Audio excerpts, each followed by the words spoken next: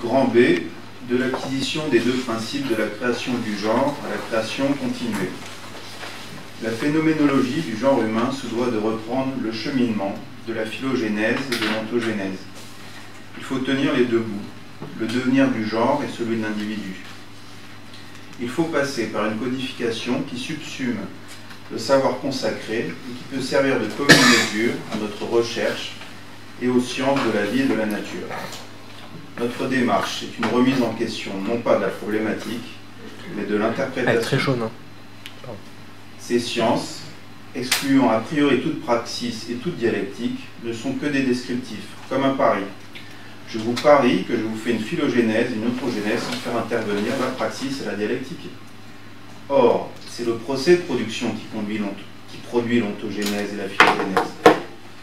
Nous avons déjà défini le temps de la médiation, de la rencontre, temps mixte, temps partagé. Ce n'est qu'un commencement de la phénoménologie. Celle-ci doit être proposée en sa totalité, de la plus grande différence de la substance et du sujet à la plus grande réciprocité de la praxis et de la subjectivité. Ni le sujet, ni la praxis ne sont dans la nature. L'homme originel les a créés à partir de données de nature fragmentées, sélectionnées, travaillées. Il y a bien dans la nature des éléments de subjectivité et de praxis, mais servant de moyens, intégrés dans une conduite machinale. L'homme originel a su apporter quelque chose de plus, le travail d'instrumentation de soi-même, le dédoublement sujet-objet, le procès de production du corps social, la subjectivité spécifique du genre humain. L'animal, alors, n'aurait pas droit à la subjectivité? Pour répondre à cette interrogation cruciale, il faut proposer la logique du vivant. Elle est à trois dimensions: la vie, l'existence, la subjectivité. La vie vient de l'être, l'existence du genre, la subjectivité de l'individu. L'animal est cet existant qui n'atteint que tendanciellement la subjectivité. Quel paradoxe! Si le primate ne peut accéder à la praxis, il s'approche tendanciellement de la subjectivité. King Kong est plus près de l'existence que de la praxis.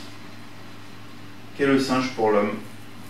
Une dérision et une honte douloureuse, a pu dire Nietzsche. Ce primate nous fait rire de la joie de ne pas être comme lui, de n'être plus un singe. Le singe est implicitement renvoyé à sa nature par notre positionnement devant ses prouesses gestuelles. N'est-ce pas rigolo qu'un singe, une bête, sache faire ça? Il fait comme nous, alors nous le désignons comme bête. Je ne suis plus comme lui. La preuve, c'est que je ris de lui. Le singe, par son adresse, témoigne de la maladresse de son espèce devant la praxis.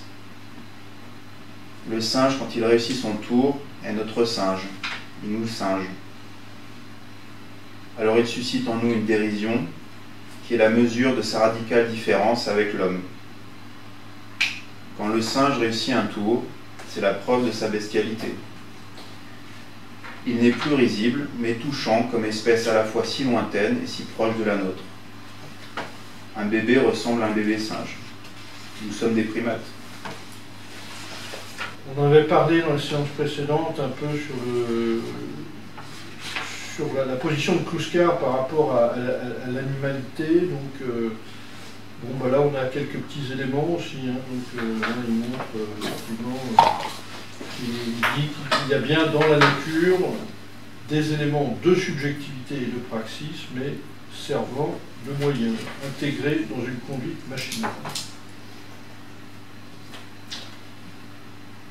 Voilà, l'homme originel a su apporter quelque chose de plus, le travail d'instrumentation de soi-même, le dédoublement sujet-objet, le procès de production du corps social, la subjectivité est spécifique du genre humain. Là, il commence aussi à introduire, je crois, la notion de corps-sujet, le travail d'instrumentation de soi-même. Est-ce qu'il y a des commentaires, questions, interrogations sur ce passage?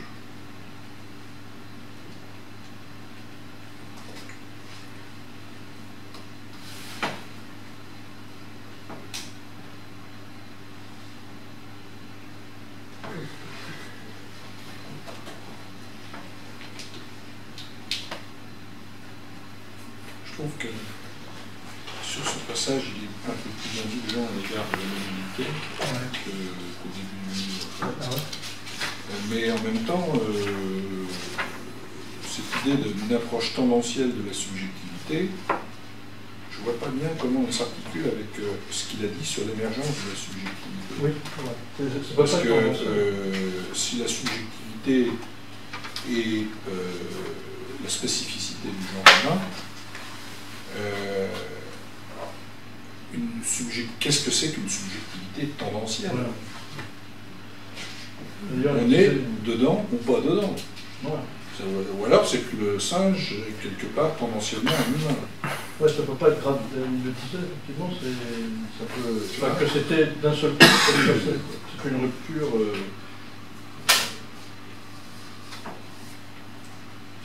Parce que ce qui fait émerger la subjectivité, c'est la praxis. Voilà. Et le singe n'a pas de praxis. Alors quand même, il dit répète le genre. Mais il dit après, King Kong est plus près de l'existence que de la praxis. Alors, est-ce que dans l'existence, il veut dire... est-ce qu'on peut s'approcher tendanciellement de la subjectivité sans du tout toucher la praxis? Je sais pas. King Kong, c'est un personnage de Hollywood. King Kong, ouais. C'est pour ça qu'il est plus proche. Il singe par définition la subjectivité. Moi j'ai tenté une définition. Parce que bon, je me pose beaucoup la question, donc l'homme et l'animal, c'est que pose Kluskar. Et alors j'ai une définition, là j'en ai d'autres, mais je dis en fait l'animal exerce son intelligence à travers les outils que l'évolutionnisme lui a donnés. Et par contre l'homme il exerce son intelligence à travers les outils qu'il fabrique lui-même par son intelligence. C'est une définition, quoi. C'est-à-dire qu'effectivement l'animal a une subjectivité qu'il exerce sur sa corporéité, mais effectivement le dédoublement sujet-objet est probablement très limité. Bon, peut-être quelques exceptions, je ne sais pas, après c'est à voir. Quand il fabrique un nid par exemple, ou quand il casse des noix avec une pierre. Et l'homme l'homme, lui, il exerce une intelligence, d'ailleurs, bon, qui n'est pas la même, hein, probablement elle est bien plus développée que chez les animaux, mais il exerce son intelligence à travers des outils qu'il fabrique lui-même. Parce qu'il a des besoins. Et aussi, oui, comme les effectivement. pierres taillées, par exemple, au début, bouffer les animaux pour se nourrir. L'animal aussi. L'animal aussi. Qu'est-ce qu'il fait? Bien, il décortique les noix, donc il a un besoin de manger, de se nourrir. Et disons que peut-être que les besoins, ce sont des choses que l'homme en tant qu'animal, il peut toujours en inventer de nouveaux. Par exemple, la médecine, je ne sais pas moi, tout ce qu'il a inventé, les moyens de transport, les moyens de se chauffer, etc. Il développe de nouveaux besoins en fait.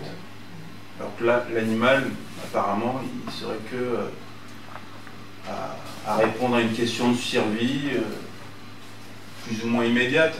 Est-ce qu'il y avait des oiseaux, par exemple, qui pouvaient survivre sans fabriquer de nid? Et certains oiseaux, même de la même espèce, finalement, peut-être sous certaines conditions, ils avaient une possibilité d'intelligence grâce à leur cerveau pour fabriquer des nids, mais peut-être qu'au départ, certains oiseaux n'avaient pas besoin, même de la même espèce, n'avaient peut-être pas besoin de fabriquer des nids pour survivre, quoi. Il suffisait de trouver peut-être le bon endroit. Mais ouais. Après, il y a une autre définition, peut-être, c'est que la praxis animale, elle se stabilise en fait. Et peut-être qu'elle peut se créer, effectivement, un bébé animal va devoir reconnaître ses possibilités à travers son organique, ses outils que lui donne l'évolution.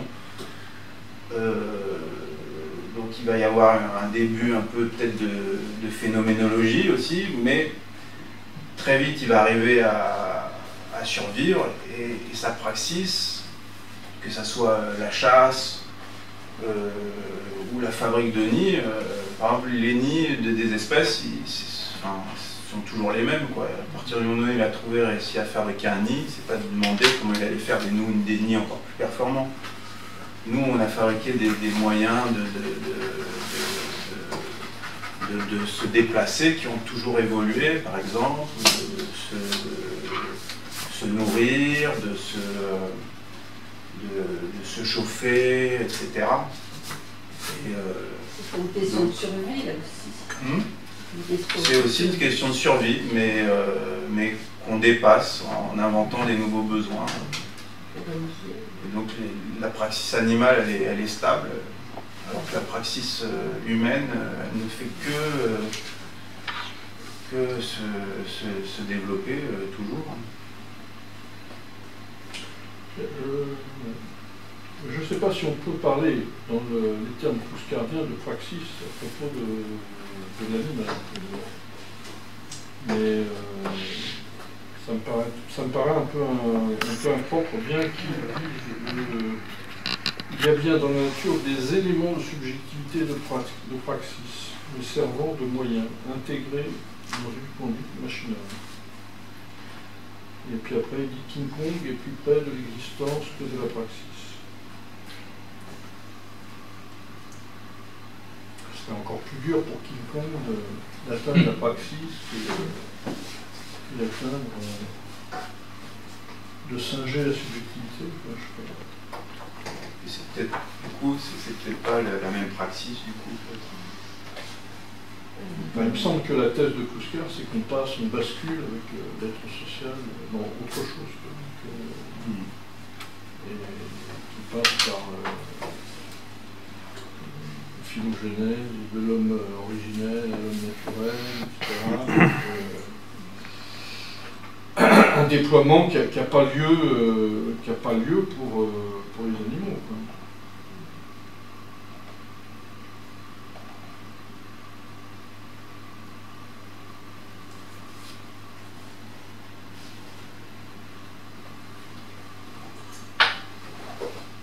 Est-ce que ça peut arriver qu'il y ait des références externes non explicitées? Parce que là, je vois logique du vivant. C'est le bouquin de Jacob. Ah non, non. Je pense pas que là, il fait pas référence à des bouquins de... Non, je pense pas. D'ailleurs, il fait très peu référence aux autres.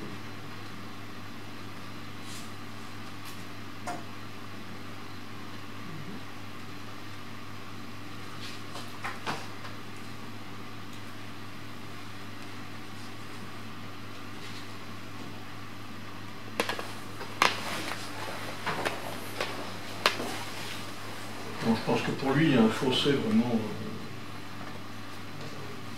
ontologique, quasiment, entre vie organique et puis l'être social. Après l'objet du bouquin. Parce que si tu ça n'empêche pas de dire que l'homme, que peut-être les animaux ont une praxis, je veux dire, cette question est ouverte, même si ce ne serait pas du tout la même praxis, quoi. Du coup, par exemple, il parle du il faut, et c'est vrai que il faut, il me semble que ça. Voilà, je pense qu'il faut à la praxis, ça apporte quelque chose en plus. Là, persévérer dans l'être, mais le devoir faire, il passe dans l'être social de l'être organique au l'être social, du simple persévérer dans l'être au devoir faire. Là, on interroge dans le dernier paragraphe que tu as lu.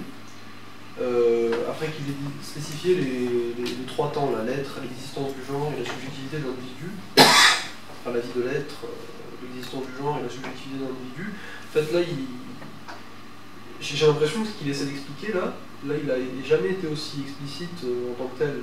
Je crois qu'un petit peu avant, en fait, il s'est moqué du singe, je sais plus où, un petit peu avant, il y a une dizaine de pages. C'était il y a 6 mois. Toujours avec Nietzsche. Voilà. Exactement. Mais là, je trouve quand même que le paragraphe, en fait, ce qui suggère, enfin moi je l'ai compris comme ça, après, là on est en train d'essayer de définir une relation de passage. Qu'est-ce qui fait en fait qu'on n'est plus un animal? On sait que l'histoire humaine contient l'histoire animale, enfin l'histoire contient l'histoire animale de la même manière qu'on est dans la continuité de cette histoire. Donc c'est une relation dialectique, quoi. Et je crois que ce qui est important ici, et justement ça ramène peut-être à la problématique de la subjectivité, c'est de dire que grosso modo, il y a une première interrogation à se dire, finalement l'animal il s'approche déjà tendanciellement de la subjectivité alors qu'il ne sait pas quoi faire de la praxis, alors qu'on aurait plutôt tendance à dire qu'il y a la praxis qui arrive avant la subjectivité, parce que ce qu'on a dit jusqu'à présent, c'est qu'on était arrivé dans le genre au moment de la genèse on va dire, de la praxis, de la nécessité, le projet de production, etc., et que la subjectivité c'était juste un emprunt, un moyen, à un moment donné. Et je crois qu'en fait là-dedans, ce qu'il essaie de dire, c'est que en fait, c'est juste que nous, quand on se retourne sur le singe, on sait qu'on n'en est plus un, quoi. Et que c'est peut-être ça l'élément décisif, beaucoup plus que d'essayer de comprendre où est-ce qu'il y a la rupture, quoi. Parce que s'il faut la placer à un moment donné, on va être mal barré, parce que je pense que même ça, on n'y est jamais encore arrivé. Après, là, ils sont tous en train encore là, actuellement d'essayer de se poser la question, là, les paléontologues, de savoir à quel moment est-ce qu'on devient un australopithèque, quoi. Enfin, à quel moment l'australopithèque, pardon, devient un homme, quoi. Les classifications évoluent, quoi, on en est plus sûr, en tout cas il y a plusieurs hypothèses, quoi. Je ne connais pas extrêmement bien, mais je veux dire, il y a toujours ce rapport à l'analyse des outils, à ses capacités éventuellement sociales, si on peut appeler ça social. Mais je pense que là, ce qu'il essaie de dire, c'est vraiment que, parce que c'est ça en fait, là, quand il insiste à quatre phrases de suite sur l'idée qu'en fait, c'est le fait de se retourner sur l'antériorité animale qui fait que le fait d'en rire, c'est le fait de s'en détacher, quoi. Donc moi je trouve qu'il y a une dimension symbolique là-dedans qui n'a justement jamais encore été, qui a encore jamais transparu comme ça dans le texte jusqu'à présent. Moi j'ai pas le souvenir que depuis qu'on a commencé à étudier le truc, la dimension symbolique soit apparue.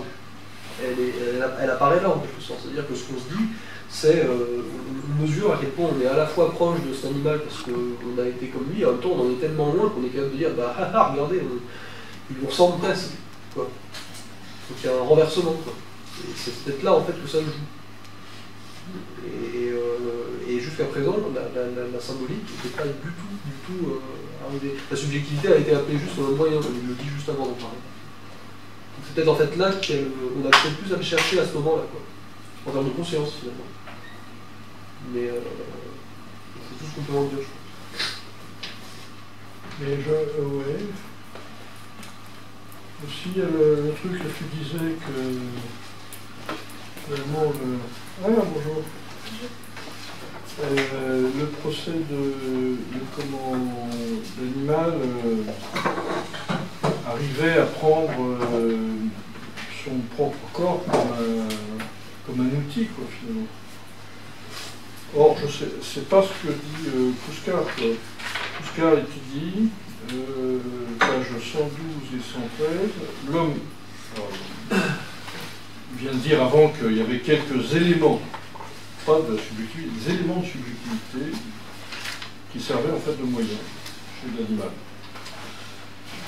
Mais il dit, l'homme originel, lui, par contre, a su apporter quelque chose de plus, le travail d'instrumentation de soi-même.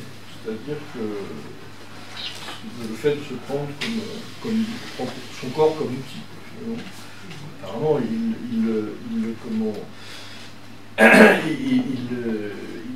n'attribue pas cette possibilité aux animaux. De point le dédoublement sujet-objet. Effectivement, donc ça, il impute à l'homme en particulier. Le procès de production du corps social. Et il ajoute la subjectivité spécifique du genre humain. Et on se demande la notion de sujet-objet sans qu'il y ait de praxis et sans qu'il y ait de langage, je ne vois pas à quoi ça peut correspondre. Enfin, on Est-ce qu'il y a cette notion de corps, d'instrumentation du corps chez les animaux? On a retrouvé, il n'y a pas si longtemps de ça, une centaine d'années, Oui. au moins un enfant dont les parents s'étaient débarrassés parce qu'il avait une plaie à la gorge, on a voulu l'égorger. Il a été récupéré par apparemment des louves qui l'ont couvert, donc ils ont utilisé leur corps pour le réchauffer et qui l'ont nourri jusqu'à ce qu'on le retrouve, il avait une dizaine d'années. C'est connu ça, j'ai ça dans les ouvrages. Enfant sauvage. Enfant sauvage. C'est Victor, En Inde? Pardon? Non, en France. Non, en France, dans le Géraud d'antan. Oui, oui, tout à fait, il y a ça. Il y a un film de Truffaut Ouais. qui raconte ça. Ouais, bah oui. Et qui c'est qui a fait un bouquin là-dessus? Lucien Malson. Et puis, mais C'est un best-seller des sciences humaines des années 70 aussi, ça. il y avait ce monarque cruel germain, allemand, je crois, qui avait élevé aussi des enfants comme ça, qui avaient absolument isolés de tout contact social pour voir ce que ça donnait. Et là, ils n'ont pas pu le récupérer, hein, parce que l'âge de l'apprentissage était passé. Hein. C'est ce que j'ai vu. Ouais. Ah, oui, enfin là tu l'extrais totalement de son milieu. Ouais. Fait que, bon, il n'est plus du tout dans le social. Mais comment, des animaux qui sont dans leur propre environnement, est-ce qu'ils ont... donc là, tu disais qu'il y avait une notion d'instrumentation, enfin peut-être de se servir de son corps comme objet. C'est pas ce qu'a l'air de dire Kouskar. Non, pour moi, c'est un vrai point d'interrogation, parce que je pense que Kouskar, il y a une ambiguïté. On ne peut pas avoir des formules aussi, surtout quand on veut être dialecticien, ce qui est le cas de Kouskar, aussi catégorique que la vie vient de l'être, l'existence du genre, la subjectivité de l'individu et la subjectivité, c'est la praxis, en gros, ça vient de la praxis. Et puis entretenir l'idée qu'il y a une subjectivité tendancielle, qu'il y a des éléments de praxis, il faut l'expliquer. Et peut-être que... Alors, il y a un endroit, il parle de coupure épistémologique, on pourrait même dire de coupure ontologique entre l'homme et les animaux, mais il y a quand même dans l'idée qu'il y a des éléments de praxis chez les animaux, aussi celle qu'il y a une continuité, pas une coupure, et que peut-être il y a des choses ou des facteurs à faire intervenir pour éclairer le fait que l'homme devient l'homme et ne reste pas un animal. Je sais pas, la posture debout, l'émergence de l'expression symbolique. Ça, la posture debout, il a Juste après. Mais par contre, pour l'instant, effectivement, la question du symbolique est complètement absente. Et je crois que la question du symbolique joue un rôle fondamental dans le développement de l'aptitude à la praxis. Parce que sinon, on disait tout à l'heure, l'oiseau qui fabrique son nid, il a une praxis. Oui, mais il répète le genre. L'oiseau, il répète, mais voilà, il répète ce que la... Par contre, le rat qui mange sa patte pour se libérer du piège, j'ai déjà vu ça à la télé, on ne peut pas dire qu'il répète le genre. Et il le fait. Donc, mais c'est sporadique, mais il le reconnaît lui-même par l'élément de praxis. Mais dans le développement de l'aptitude à la praxis, la question du langage est posée. C'est vrai qu'il la pose. Il ne pose jamais. Il la pose pas. Mais bon, dans la relation sujet-objet... Du symbolique. Peut-être qu'il la pose à travers, enfin, c'est inclus dans le moi, concept de je temps sais pas, social, en fait, je sais pas du si on peut, langage. est-ce qu'on peut avoir une relation, est-ce qu'il peut y avoir une relation sujet-objet sans langage? Enfin, ça me paraît impossible. Une relation sujet qui ferait l'économie du langage. Non, mais ça, non, mais c'est vrai, Hein? je suis d'accord avec toi. Là, il parle quand même souvent de la question du dédoublement sujet-objet. Ça, c'est... Mais il faut aussi développer une théorie du langage comme praxis. Sinon, on revient à l'hypothèse, on peut revenir à l'hypothèse d'une préformation de l'esprit à l'aptitude linguistique. On peut revenir à quelque chose qui est de l'ordre de l'anté-prédicatif. Ouais, c'est ça. Tu vois, c'est C'est Chomsky un peu. Oui, c'est ça, ça me fait penser à ça. Grammaticale qui est quasiment intégré.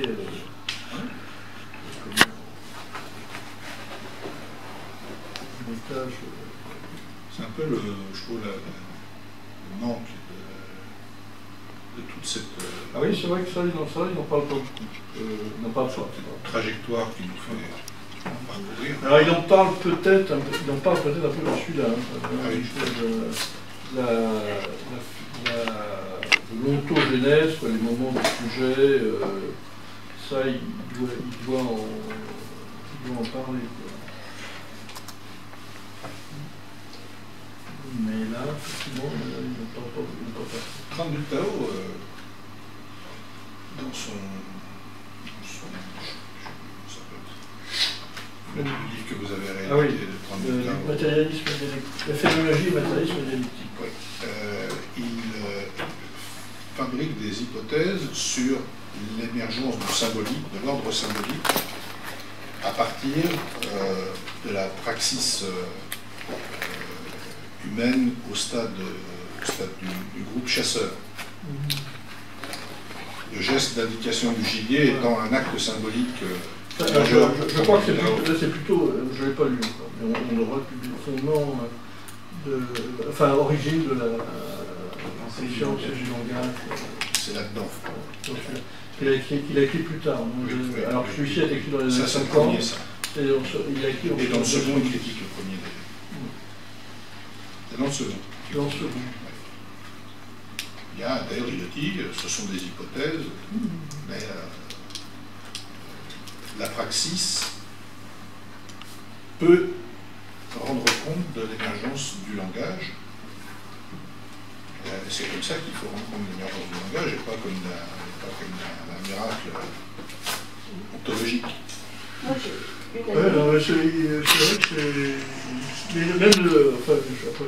Mais même, il dit un truc assez étonnant, mais non celui-ci, là, par contre, il parle comment, la notion d'objet, d'objet en homme, par exemple la notion d'arbre, qu'est-ce que c'est que d'avoir la notion d'un arbre?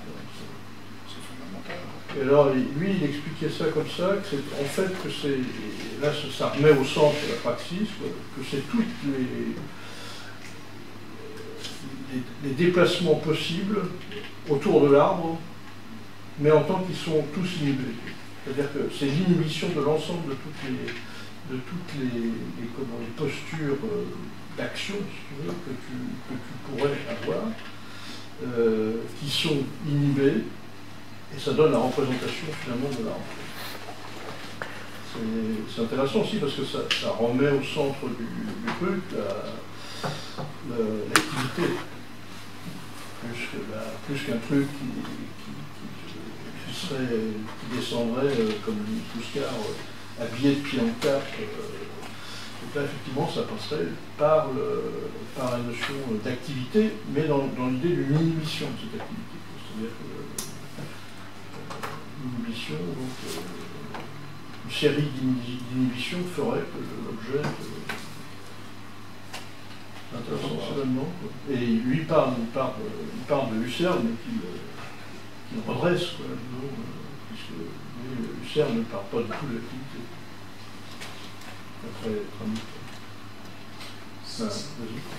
Oui, j'ai fait remarquer quelque chose. Une année, j'étais en Autriche et j'entendais un petit oiseau qui faisait un raffut, mais un raffut tout à fait étonnant. Je me suis arrêtée, j'ai regardé, il était en dessous de fenêtre. Et ça y allait, je me dis, et la fenêtre s'est ouverte, le petit oiseau est monté sur le bord de la fenêtre, et ils ont, avec la dame qui est apparue, ils ont commencé une conversation tout à fait étonnante, et c'était pas des petits gazouillis, c'était une conversation. Elle lui parlait, il répondait assez longtemps, elle parlait par derrière, il répondait. C'était vraiment une conversation que j'ai entendue là. C'était tout à fait étonnant, je n'avais jamais vu ça de ma vie. Alors, j'ai imaginé qu'elle avait dû élever ce bébé, enfin, et puis qu'il revenait le voir de temps en temps, mais quand même, il y avait eu une conversation entre tous les deux, puis ils se comprenaient. Ils se comprenaient. Hein.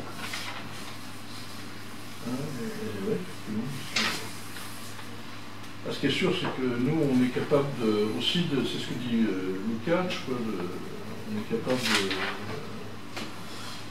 de reconnaître notre propre genre, quoi, finalement. Oui, parce qu'on reconnaît notre propre genre, parce qu'on a construit un échafaudage symbolique extrêmement complexe, on a fait émerger, y compris la notion de genre. Voilà, parce que le petit homme sauvage qu'on a retrouvé avec des loups, je suis sûr que lui, il n'avait pas construit, il ne pouvait pas avoir la notion du genre, quoi, elle était totalement étrangère. C'est que la notion de genre évolue.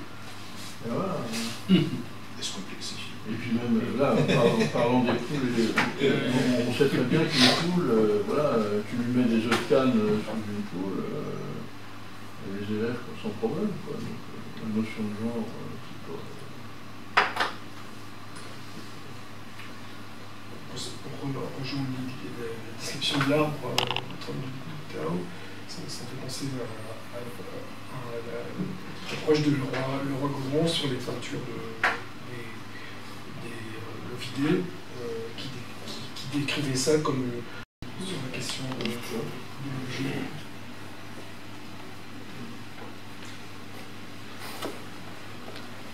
Voilà, la question n'est pas close. Hein.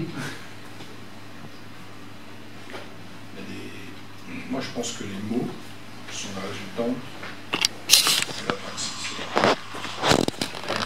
Tous les mots. Donc, il n'y a pas d'autre explication que celle-là de l'existence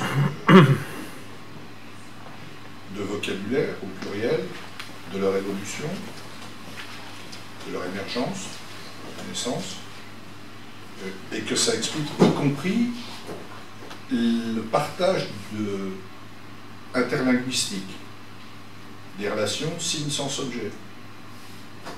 Parce que dans la praxis, il y a, et c'est ce qu'on vient de dire avec l'histoire de l'art, il y a des situations communes qui assez logiquement conduisent à identifier des objets communs, mais en même temps la praxis se développant, ces objets communs génèrent des sens sous une unité de signes et une univocité de signes, le mot Baum en allemand et le mot arbre en français, qui font qu'à l'arrivée, les sens se démultiplient et se différencient. Et la référence, l'univocité de la référence entre Baum en allemand et arbre en français n'est qu'une convention de traduction qui cache en fait une extrême diversité de sens. Dans la langue allemande, ce mot Baum va susciter tout un tas d'emplois qui vont être forcément très différents de ce qui va être dans la langue française. Et donc, c'est ça la faiblesse de la linguistique classique, structurale, c'est qu'elle est infoutue de rendre compte de la finesse, de la complexité de la relation du sens au signe. On est dans une espèce de postulat d'univocité entre un objet, un signe et un sens. Or, la praxis, tous les jours, elle renouvelle cette relation, et a fortiori quand on se situe dans deux champs linguistiques différents, deux langues différentes par exemple, Et la réduction anhistorique de la linguistique, elle est déjà là dans ce postulat de départ, qui est le postulat saussurien. Enfin, tout au moins le postulat du saussure de la structure de la langue. Et donc, les mots sont en fait des symboles qui permettent de partager une praxis et qui viennent de la praxis. C'est pour ça que je pense qu'il manque quelque chose dans le livre de Kouska, dès lors qu'on veut rendre compte de la différenciation de l'homme et de l'animal, que moi j'appellerais une différenciation continuité. Il me semble que le facteur langage est essentiel, parce que il n'y a pas de mots chez l'animal. Il y a des cris, il y a un tas de trucs, mais il n'y a pas de mots chez l'animal. Encore. Il y en a. Sur le perroquet, ouais, c'est Le perroquet, je crois qu'il limite ce qu'on lui apprend, mais encore que, peut-être que le perroquet a une praxis, il va falloir que je m'intéresse à la question. Qu'est-ce que ça veut dire praxis? Ça veut dire pratiquer? Voilà, Je n'ai pas trouvé. Le lexique, le lexique, page 212. Praxis, donc, les fulgurances, praxis, donc activité humaine, avec justement,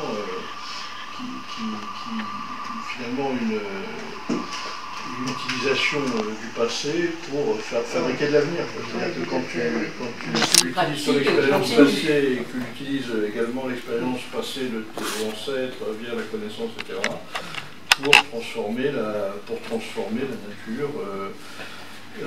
nature ou la société. Quoi. Tu peux avoir une praxis révolutionnaire. Bon, tu peux avoir différents types de praxis, mais à mon avis, effectivement,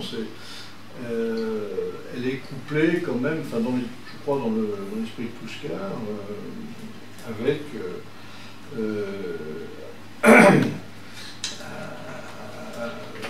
le fait de passer d'une ontologie de la nature à une ontologie sociale. Notre connaissance, notamment, dans l'inconscient. La connaissance, une partie est consciente, mais surtout une partie consciente, même si... Ce serait une activité de transformation, des conditions d'existence, ça suppose un minimum de projet. Voilà, c'est ça. Réflexion. La praxis émerge le projet, le truc répondre à une exigence, à un risque. Le truc le plus simple pour le différencier, c'est quand même le passage de Marx, hein, où il compare l'abeille et puis l'architecte. Le plan de la maison préexiste dans la tête de l'architecte, alors que l'autre cite son génome, et tu lui modifies un petit truc, elle n'est pas capable de... voilà. Toute la connaissance engrangée. Ah bah oui, elle est la faculté de faire toujours plus, d'avancer toujours plus. Elle est cumulée, mais pour ça il faut du langage, quoi, parce que s'il n'y a pas de langage, tu ne cumules pas. Si tu n'arrives pas, soit par la tradition, la répercussion orale dans les peuples sans écriture, ou après, il te faut le langage pour Eh ben, justement, ce matin, j'ai encore reçu un film avec des animaux. Et le premier, c'était un oiseau, et c'était un homme qui l'avait, un rapace sur la main, et ils se parlaient. À nouveau, ils se comprenaient. Ensuite, il y a eu plusieurs animaux. Il y a eu un gros crocodile. C'est un type qui lui parlait, qui lui faisait des bisous, qui le caressait, qui lui parlait. Et puis il y a eu un ours, puis il y en a eu plein d'autres. Donc effectivement, il y avait un langage. Tu parles du type au imparfait, ça veut dire que c'est fini. Pardon? Tu parles du type à l'imparfait, ça veut dire que ça s'est mal fini. Non. Et crever l'œil. Ce matin, j'ai vu un film, on m'en voit souvent. Et là, c'était coproduit. Oui, t'as toujours des... Il y avait beaucoup d'autres, mais ils se parlaient, tout ça, comme on parle de langage, ils se parlaient, ils se comprenaient. Parce qu'on comprenait, il le caressait, le gars, il lui parlait. Il n'y avait pas que ça, il y en avait d'autres. Hein. Donc, effectivement, c'est pas uniquement des caresses, il y a un langage, en effet. Donc, ça, j'en parle parce qu'il y a un langage. Communique avec les animaux, bien sûr.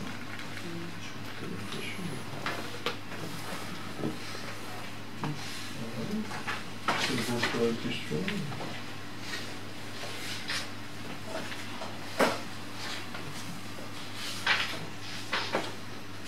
Bon, c'est pas fondamental, sans doute, dans la démonstration de Kluskar, mais je pense que c'est assez important quand on réfléchit sur la condition animale. C'est une histoire de continuité ou rupture.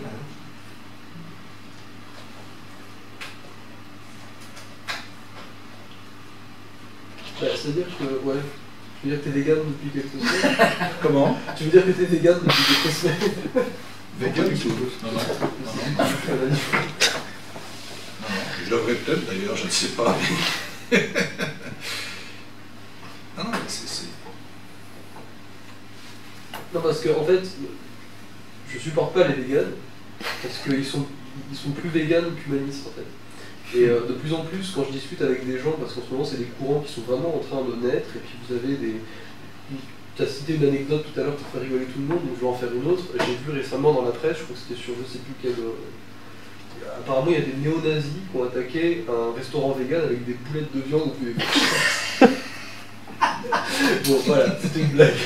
Non, c'est même blague, c'est des blagues, je veux dire, voilà, c'est drôle. Donc, il y a vraiment des gens qui sont dans une espèce de... Non mais c'est vrai, ça se vérifie. Hein.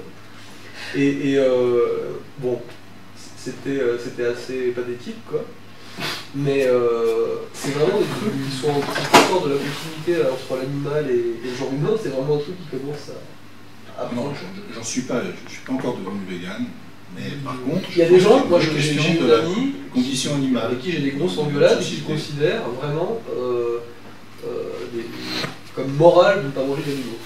Pour moi, de ne pas manger d'animaux. Ah oui, Et là, on peut vite Et glisser. de ne pas manger ce qui provient mais on peut toujours glisser sur tout, hein. Non, mais on peut vite glisser, Gérard, au niveau idéologique, c'est-à-dire que s'il n'y a pas de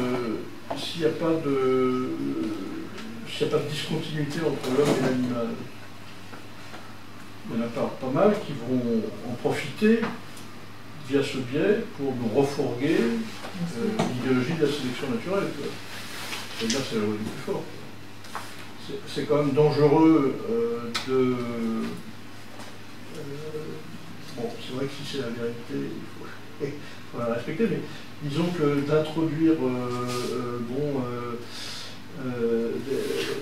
des restrictions sur la condition animale et son rapprochement potentiel avec l'homme affaiblit, si tu veux, d'autres barrières qui sont des barrières idéologiques qui demandent qu'à tomber pour dire que la sélection naturelle doit s'appliquer à... C'est bien sûr évidemment pas ton cas, mais tu vois, le truc, c'est dangereux. Il y a plein de dérives possibles. C'est dérive. Mais moi je pense que la question de la réflexion sur la condition animale, le thème de la condition animale questionne l'homme. Et il questionne l'homme, et pas l'animal, mais l'homme. Qu'est-ce que je fais moi du patrimoine naturel dont je suis quelque part comptable et que je consomme, d'ailleurs selon les lois et les grands principes du capitalisme le plus exacerbé, sans aucun scrupule. C'est une question qui se pose à l'homme. Moi j'ai travaillé, quand j'étais gamin, dans un abattoir. J'ai travaillé dans un abattoir, j'ai vu des bêtes se faire tuer par dizaines en défilant dans le couloir de la mort. Elles étaient parfaitement conscientes, pour certaines espèces, je parle des chevaux en particulier, du fait que c'était leurs derniers instants. Les chevaux Les chevaux. Les chevaux. J'ai compris des chevaux, je comprenais pas. c'est une vraie question. On fait disparaître des dizaines d'espèces tous les ans. Ça nous pose des problèmes à nous. Ça va nous poser d'ailleurs des problèmes qui ne seront pas que philosophiques, je peux vous le dire. Regardez le problème des abeilles. Ah oui, mais justement. Donc ça veut dire que tu prônes, c'est ta survie qui t'intéresse. Non, Mais non, oui, pas, aussi, pas oui, que. oui, c'est aussi un enjeu de survie. Parce que moi, si je suis sûr, C'est pas que. si je suis sûr que l'humanité va crever dans la zone qui suit, j'en ai strictement rien à foutre de ce qu'il y aura après. C'est pas très cosmologique comme réflexion, mais personnellement. Je pense que, en réfléchissant à ces questions, on peut peut-être éviter que l'humanité ait Voilà, crevé dans la mais zone qui bon. suit. Il y Ça aura peut une peut-être date amener à qui parle- quelques précautions liminales. Justement, aujourd'hui, j'ai raté parce que je voulais aller à la bourse du travail. Je vais au marché, je voulais y aller. Qu'est-ce Parce qu'il qu'il y y a a- dans ce temps? Bon, je suis allée chercher les syndicats de bouchers CGT, justement. Par rapport à la conversation qu'on a eue le jour. Oui, oui. C'est-à-dire qu'il faut pas mettre toutes les choses au même plan. Une chose, c'est l'extinction des espèces, pas la domination du capital qui ne l'intéresse ni la nature humaine, ni la nature végétale, ni la nature animale. C'est-à-dire que l'intérêt économique prime sur toutes les espèces, sur toutes. Il n'y a pas à faire un distinguo entre une certaine espèce qui disparaît, en fait, un tigre, et en fait, la manière comme le capital traite les hommes dans la praxis, justement, au travail, par exemple. Donc, avant je pense qu'il faut mettre des niveaux dans la manière, on ne peut pas parler, c'est horrible, en fait, il y a une espèce de focalisation, des manipulations idéologiques en ce moment sur l'animal, que les gens ils sont omnibulés parce que ça, ils sont en état hypnotique aussi par rapport à ça.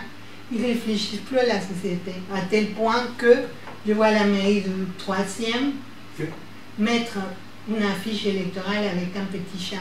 En fait, il ne faut pas déconner. En fait. Ah mais j'ai vu ça, oui, Donc, c'est les économies.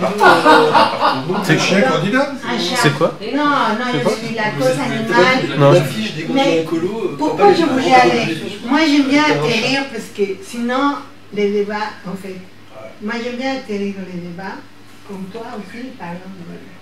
Mais en fait, pourquoi je suis allée à la CGT l'autre jour pour dire est-ce qu'il y a un syndicat de bouchers ici? Moi, je vais y aller.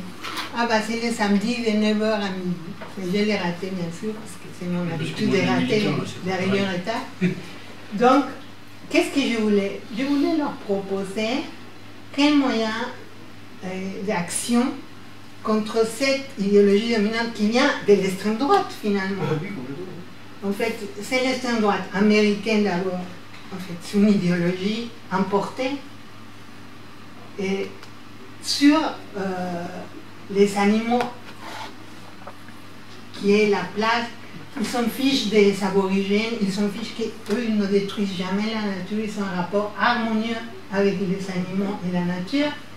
La Brigitte Bardot avec les phoques, etc. En fait, alors ils les laissent plus, les aborigènes, ils les laissent plus survivre. Pareil, des zones déclarées bio-réserves naturelles, ils ne laissent pas les aborigènes, soit du Mexique, soit de l'Équateur, soit de l'Amazon, de l'Afrique, ils n'ont plus le droit de réaliser leur praxis productive parce qu'ils nuisent à la primauté de l'animal. Alors qu'ils n'ont rien à foutre, en fait c'est récent, ils n'ont rien à faire ces associations-là. Vraiment des sorts des animaux, c'est récent que l'exploitation industrielle des animaux commence à le regarder. Mais avant, ils sont fichés complètement, ils parlaient juste les porcs, etc. Avant, c'était ciblé. Donc, ils sont en train de gagner terrain sur les politiques, avec cette idéologie animaliste. Et justement, c'est le procès, ce qui marque un tournant, c'est le procès dont on parlait le jour, qui ont fait les écologistes, qui ont fait une caméra cachés, dont on parlait le jour, Dans l'abattoir dans l'abattoir Je l'ai vu. bio. Et qui c'est qui a été condamné à des peines de prison? Les salariés. Ben, c'est pas les salariés qui sont responsables, ils obéissent aux ordres. Non seulement, exactement, non seulement aux ordres, sinon il faudrait que les syndicats de bouchers portent plainte ou qu'ils s'organisent pour dire quels sont les rythmes de production. Parce qu'il faut voir les conditions des travailleurs avant de parler des conditions de l'animal. Oh, c'est horrible, c'est Non, mais l'un n'empêche pas l'autre. Non. L'un n'empêche pas. Ces gens-là qui s'inquiètent de la cause animale, c'est pour bien occulter le sort de la nature par rapport au capital. Comment le capital, il détruit la nature. Jamais la NASA langage écologiste, tu vas trouver dans aucun parti écologiste, ni Combini, ni tous ces gens-là. Et comment, en fait, quelles conditions d'exploitation, quelles conditions matérielles d'exploitation de la nature prévalent dans le monde occidental et partout dans toute la Terre. Donc, ces questions n'est pas posées. Donc, il est évacué la praxis politique et le politique. Donc, de ce point de vue, il faudrait voir, par exemple, dans un exemple concret, c'est un précédent pénal. Juger des ouvriers par des faits qui ne sont pas responsables d'abord. C'est pas, si. Ils Attends, ont 2 secondes, s'il te plaît. Après, ils ont rajouté. après, tu parles. Et en fait, c'est quel rythme de production, quelle efficacité on leur demande et quelle rentabilité c'est demandé. D'abord, il faut étudier ça dans un atelier d'abattage. Une fois que tu étudies tout ça, tu peux dire, ah bon, ben non, la cause animale nécessite de donner des ateliers, des formations aux bouchers aussi pour la manière comme ils doivent tuer, mais pour ça, il ne faut pas mettre la pression sur eux. Il ne faut pas les soumettre au stress productif. Il ne faut pas les soumettre au stress productif. C'est-à-dire d'abord, il faut examiner quelles sont les conditions de production dans cet atelier d'abattage. L'abattage d'abord, toi, tu m'avais dit le jour qu'il est jugé parce qu'il rigolait. Mais rire, c'est propre c'est là, en fait, c'est l'humanisation de la pratique productive. En fait, ça, on rit dans les ateliers, dans les usines, on rit partout parce que c'est une manière c'est une forme de désaliénation de la praxis. Les rires qui n'est pas cruel, les rires qui n'est pas. En fait, un rire, c'est le rire au travail. C'est pas c'est pas le rire par rapport aux bêtes. De toute façon, il y a une omnibulation telle de la conscience collective en France que maintenant, même les gens de gauche, même ceux qui se disent marxistes, même ceux qui se disent communistes, tout le monde est là-dedans. Alors, nous, c'est pas par hasard que la dominance de cette conversation aujourd'hui, c'est la condition animale. C'est pas par hasard, les sujets. Il y a 5 ans, on n'aurait pas parlé 1 heure de ça. On aurait parlé d'autre chose avant. Non, mais je veux dire que la phylogénèse, c'est pas la phylogénèse, c'est-à-dire la manière comme l'homme devient homme, etc., que Marx dit exactement que c'est le langage, etc. En fait, ça c'est un aspect.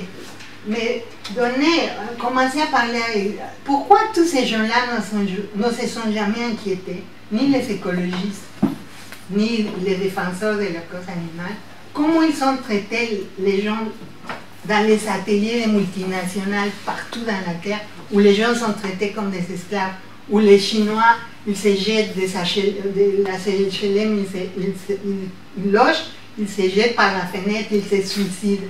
Qu'en Japon, on meurt d'exténuation du travail, des rythmes de production, en fait, la fatigue au travail. Que les cadres des banques sont prolétarisés aujourd'hui et qu'ils meurent exténués au travail en Grande-Bretagne, aux États-Unis. Ça, en fait, pourquoi ces gens-là ils se sont jamais inquiétés? Moi, je trouve ça très suspect. Donc, très suspect. Je veux dire que c'est comme la cause féministe. Est-ce que ça ne rentre pas plus globalement dans ce qu'on peut appeler le sociétalisme? En fait, la cause féministe, elle a avancé en France Bon, elle est très en retard parce que vraiment, c'est tellement idiot, tellement taré. En fait, les femmes se font assassiner tous les 2 minutes. Et elles disent, ah, parce qu'ils ont fait une fleur dans la rue, il faut porter plainte. Des conneries comme ça. Mais la cause féminine, comme la cause animale, bien sûr, c'est les éléments qu'il faut contempler dans une lutte contre la domination et l'exploitation par les intérêts économiques. Donc, les féministes en France, quand ils sont intéressés, ils ont dit aucune lutte de la femme ne peut être isolée de la lutte pour l'émancipation de la dictature du capital sur les êtres. Lorsqu'en France, on s'est posé cette question, la cause féministe, elle a pris du sens. Sinon, ça sert à perpétuer l'aliénation et tout le monde voit comme des brutes.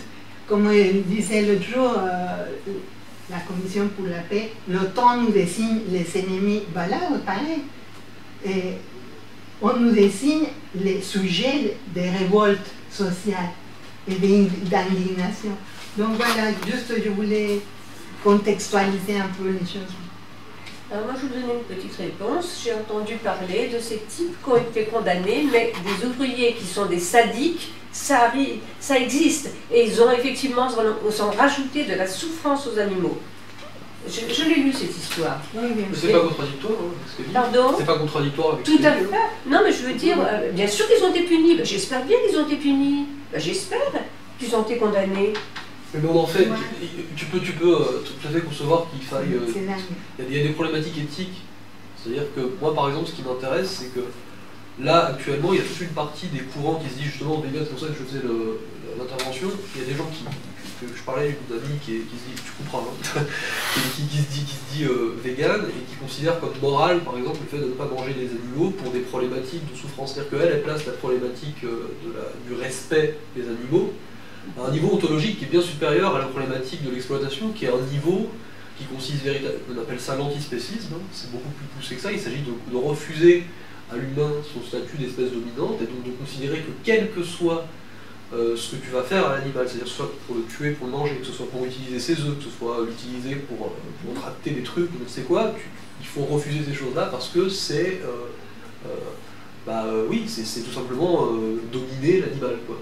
Alors moi, je comprends pas tellement, parce que si des problématiques, c'est ce que tu désignes là quand tu dis qu'il y a des sadiques qui agressent des animaux, qui font plus que de ce qu'ils devraient faire dans un abattoir, mais qui se lâchent dessus.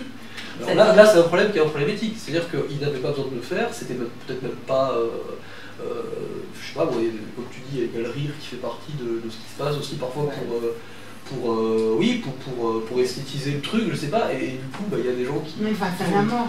Voilà, face à la mort aussi, voilà, exactement. Non, il y a la souffrance. Mais où la souffrance, et donc dans ces cas-là, effectivement, il y a une problématique qui est éthique, mais ça suppose qu'on soit déjà des êtres éthiques. Et quand il s'agit des véganes ou des mouvements qui aujourd'hui tentent à vouloir mettre l'animal au centre de la société, ou dire, bah oui, ça fait partie de l'évolution humaine que maintenant de commencer à étendre la sympathie aux animaux, ils en sont pas à ce niveau-là, parce que moi j'attends que les animaux prouvent leur éthique vis-à-vis des humains.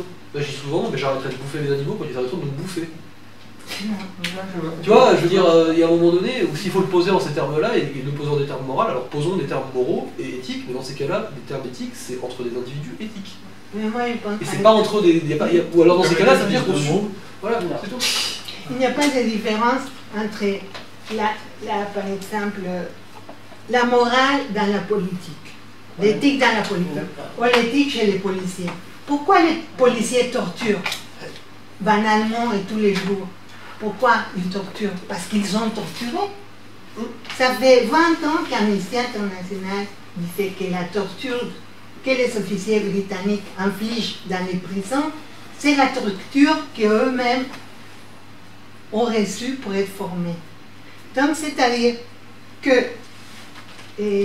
la double fonction dont parlait Marx dans le Capital, de surveiller, punir dans les ateliers de production, cette double fonction, elle est à tous les niveaux. Donc, il faut voir la racine. Nous sommes ici, si on est en train d'étudier la philosophie, c'est pour voir la racine des choses. Si il peut avoir de toute façon, cette société, elle devient de plus en plus sadique et il y a des causes. Et en fait, en France, moi, quand je suis arrivée, il n'y avait pas autant de morts sadiques comme maintenant, même les enfants traitent de manière sadique les autres. Il y a des raisons économiques et culturelles, en fait, comment les médias, tout ça. Donc, on ne peut pas juger, ah oui, il faut qu'ils soient en prison. Pourquoi pas la peine de mort pour ces ouvriers? On devient fou. Hein. C'est-à-dire que nous, on doit dire quels sont, pourquoi. D'abord, je ne dis pas qu'il y a des gens sadiques. Il existe dans l'amour, les sadismes aussi, en plus. C'est les gens, les bourgeois, ils s'adonnent au sadisme. Hein, dans l'amour. Dans l'amour, je dis. Dans l'amour. Ah, voilà. Alors, comme les composants sadiques, il faudrait l'étudier chez Marcus, par exemple. La désublimation répressive. Donc, il faut contextualiser les choses et pas dire d'une manière impulsive, ah oui, peine de mort, oui, prison, pour les salariés en fait. Donc voilà, on est là pour réfléchir la praxis et pas pour se laisser, on est là pour se dégager de la manipulation des médias et voilà, je pense. Et Michel. Je ne pense pas qu'on soit fondamentalement en désaccord. Je dirais simplement que ce n'est pas parce qu'une problématique vient dans l'espace public sous une forme mystifiée, pire que mystifiée, qu'il faut ne pas s'y intéresser. Au contraire, il faut la démystifier. Et quand je dis que la question de la condition animale est une question posée à l'homme, ça veut dire aussi que la question de la condition animale renvoie à je l'ai dit tout à l'heure, au capitalisme, à son organisation, à sa manière, voilà. Moi c'est tout ce que je suis entièrement d'accord avec ça. Ça ne renvoie peut-être pas qu'à ça, mais ça renvoie aussi à ça. Bien sûr que la condition de ceux qui travaillent dans les abattoirs est une question aussi qui a trait à cette problématique-là. Mais voilà. Parce que si je suis ta logique, ça pue, c'est une idéologie de droite, on s'y attaque pas, elle prolifère et on se réveillera le jour où on aura une majorité au Parlement pour la cause animale, avec des mecs qui vont foutre les hommes dans les abattoirs et les faire assassiner par des cochons. Mais voilà, moi je pense qu'il faut savoir démystifier les choses. Et de même que sur toutes les questions écologiques, permettez-moi de vous dire que si depuis 50 ans, 60 ans, on avait abordé sous l'angle de la lutte de classe les questions écologiques, au lieu de dire, comme on l'a dit en France pendant très longtemps, c'est une affaire de petits bourgeois qui cherchent des dérivatifs à la lutte de classe, eh ben on n'en serait peut-être pas là aujourd'hui dans la situation de la gauche de gauche. Voilà. Juste un mot, ça me paraît une question importante, et depuis quelque temps j'écoute sur cette cause animale. La cause animale, c'est une question fondamentale, parce que demain on peut avoir un régime qu'on voudrait, socialisme ou je sais pas quoi, enfin peu importe. La cause animale existera toujours. Donc c'est une question philosophique qu'il faut traiter. Bien sûr. C'est de ce point de vue qu'il faut la regarder, et simplement les abattoirs d'accord, mais les forêts où les singes disparaissent peut-être dans quelques temps, il n'y en aura plus. Donc c'est la même racine. C'est ça, on le sait, on sait bien. Oui, mais alors on ne va pas juger. On en parle, et puis on le sait. Il ne faut pas prendre parti contre les ouvriers dans ces cas-là. Mais si, c'était des sadiques qui trop difficile. Mais tu peux, ça y est, c'est une question importante. C'était les sadiques. Elle est quand même en marge de cet atelier. Mais c'est vrai que la question, est-ce que les singes ont une subjectivité pratique? Mais d'abord, effectivement, ce serait de montrer, d'essayer de dégager, parce que c'est complètement enfoui sous l'idéologie, etc., la centralité de la praxis chez l'homme. Donc c'est vrai que c'est un peu l'idée. Effectivement, ça peut être une question, mais c'est une question qui d'ailleurs peut nous aider à comprendre, essayer de comprendre ce qu'est un animal, ça peut aider à comprendre ce qu'est un homme. Voilà, donc déjà, si tu poses le problème qu'on est des êtres doués de praxis et que c'est central chez nous, etc. Après que tu te poses après la question de savoir si les autres sont effectivement dans quelle mesure atteignent un des éléments de cette praxis ou pas, bon, c'est déjà bien. Peut-être que la praxis, toutes ces questions-là. Mais effectivement, je pense que le point central, c'est d'essayer de dégager, en tout cas je pense que c'est ce que Kouskar voulait faire, de dégager ce qui est totalement recouvert actuellement, c'est la centralité de la praxis en anthropologie. Parce que les anglo-saxons, quand ils ont été colonisés la Tasmanie, qu'ils allaient buter un Tasmanien pour rigoler tous les soirs ou deux, je pense pas qu'ils pensaient que c'était des êtres doués de praxis. C'était pour eux, ni plus ni moins, que les animaux. Alors justement, le fait de dégager que les autres sont des êtres aussi doués de praxis, peut-être nous limitera dans notre idée d'aller les buter à droite, à gauche. Mais les chasseurs bourgeois, c'est pire que ça. Alors après, la question c'est vrai, c'est qu'aussi, globalement, mais ça c'est une autre question, c'est vrai que la question sociétale recouvre aujourd'hui énormément du champ politique, si ça passe de l'extrême droite à l'extrême gauche, et qu'elle empêche de crever, si tu veux, le plafond à la question, à la contradiction sociale, qui n'apparaît pas, c'est pour ça qu'on a maintenu le pouvoir. S'il y avait la contradiction sociale qui apparaissait effectivement et qui faisait exploser la contradiction sociétale qu'on nous impose depuis 50 ans, beaucoup de choses, la translation, tout ce que tu veux, à droite et à gauche, ils sont très forts pour ça. Je veux dire que l'opposition Le Pen-Mélenchon a suffi parce que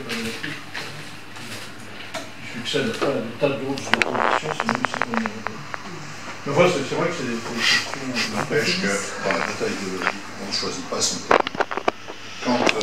Quand l'adversaire invente des terrains de bataille, des champs de bataille qui lui sont propres, où il fait sa loi, il faut aller sur ces champs de bataille et il faut se battre sur ces champs de bataille. Et pas les laisser gagner la victoire sans remettre de sens. Parce que voilà, et je trouve qu'une certaine posture prétendument marxiste pendant très longtemps, a consisté à renvoyer tous les champs de bataille où on ne voulait pas aller, en leur disant démerdez-vous avec ça, c'est la loi.